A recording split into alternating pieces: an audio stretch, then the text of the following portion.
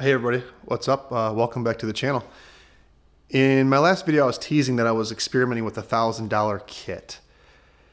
Let me explain why. You guys know I started the year with a whole pile of gear. I was like, I'm gonna have a one of everything. And what I've naturally found is that I'm only using a couple of those cameras and migrating. And so naturally I look at all the stuff I have and I say, hey, I don't need all this. I've kind of figured out what is important to me. And I've kind of landed in the spot where a full frame camera I would like to have because I will always gas to have that look for whatever reason. It's just weird, it is. But then also having like a full feature camera, it could be crop, it could be full, and then like a pocket camera and a film camera. So I'm down to migrating down to 3 cameras. And one of them is this full frame option. And so I got asked the other day by somebody who was looking to photograph, get into photography and photograph some of the kids that I play hockey with and other things. And they said, hey, I don't have a huge budget, but what would you recommend? And it got me thinking. And I didn't want to recommend some of the cheaper options like the Canon RP or even the R8 because I feel like those bodies are kind of chintzy and cheap, and I don't like the electronic first curtain shutter. Even my A7C II had that, and that's a $2,000+ camera. And so I started looking around, and it dawned on me. I said, I've had this camera in the past, this Nikon Z5, and I think it checks all the boxes.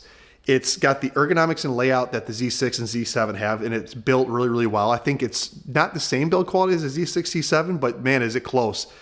It's weather sealed. It's got 2 card slots that are SDs. It's not the weird XQD thing, which is cool. The EVF is nice. The button layout's great. It's the sensor of the D750, which does a really great job. The colors are fantastic. I think, actually, in my opinion, the Z5 colors are better than what the Z6 or Z7 puts out.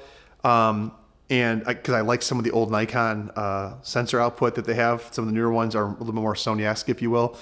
So I really like it. You know, it's got good battery life. It's weather sealed.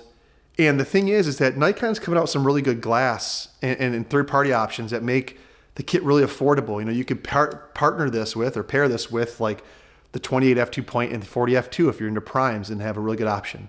If you want to learn to shoot with just a 50, you can get the Nikon 50mm 1.8 S lens, which I think is one of the best 50mm 1.8 lenses out there today, especially for the money used. And this camera goes right now used for like $650. Go on Fred Miranda and look, there was one up there, at least at the time of this recording this video, for like $550 with low shutter count. I got this for $700 with like pretty much no shutter actuations.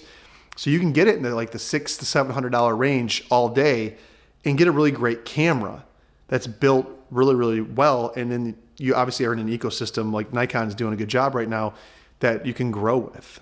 The other thing too is that you can also get into the F-mount glass with an FTZ adapter, throwing some of the G lenses on. You can get a 51.4G for cheap now, a couple $100.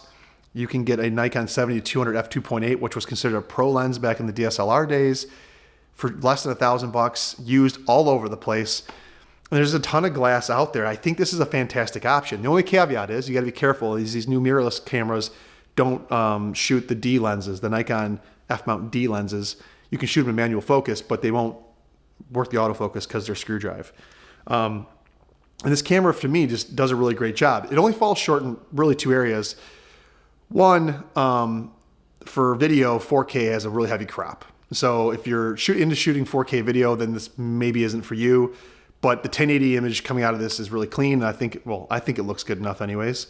If you need a flip screen, it isn't for you. It has this screen, which I think a lot of photographers prefer. So I think that's a plus or a minus depending on where you come from. And then if you're shooting astro, the screen does kind of a weird thing where it's in low light. It kind of has like this speckled thing. But man, the use case for that is so niche that I don't think you should even really consider that. And so when this person asked me what camera should I get, I said, hey, the Nikon Z5 is a really good option. And if you want to pair it with a long prime or whatever, this would be the way to go. And so I would say the same thing to you guys. I think if you're going to build a kit for under $1,000, starting with the Z5 is a really good option to get into full frame, twin card slots, weather sealed, good EVF, ergonomics, all that stuff that you can grow with. And this 7 Artisans 51.8 is a pretty big lens. So this makes it look a little bit bigger, but you can throw smaller lenses on here and have a really, really good setup. And so this is my recommendation for anybody that's interested in a sub $1,000 kit. So if you made it this far, I appreciate it. I have something else to ask you guys. I don't really share my photography anywhere. I do sometimes in this channel, not very often. Sometimes it's on my Instagram, but mostly my Instagram is my family.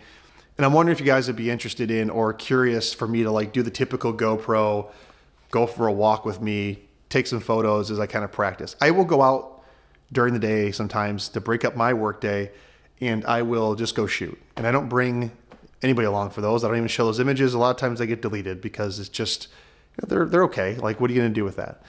But if you guys would be interested in that, as I, try to migrate away from less gear talk, would you guys be interested in that kind of thing?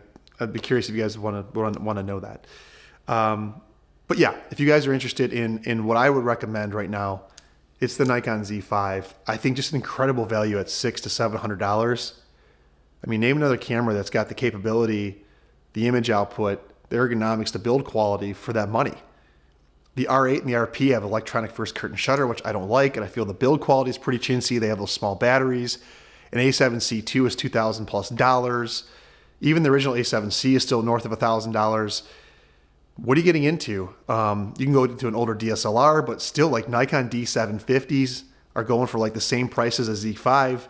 A D780 is going for like $1,300. A D850 is more than that. It's really hard to find another camera when you start boiling it down that's got the full frame sensor and all the features and functions that you might want in this as a professional camera for this price. I think this camera takes the cake in that respect. So this is my recommendation for somebody that's looking to build a kit for less than $1,000, and you need to leave room for a lens or two, because the Z5 is a great camera. And then Nikon now is starting to really put out some really good glass. Third-party options are becoming available. I think Nikon's starting to make a really good comeback, and I would recommend this over something like the R8 or the A7C, with the caveat that the autofocus on those two cameras might be a little better, but this is still very much sufficient, especially with the 1.4 update that came out in the firmware that fixed some of the tracking and stuff like that. So comment section below, guys. Let me know what you think. And I got a topic or two that I'm going to throw out in the next video, and then I'm actually going on vacation here soon, so I will bring you guys along for that and try to record some video and take some photos and share that with you guys.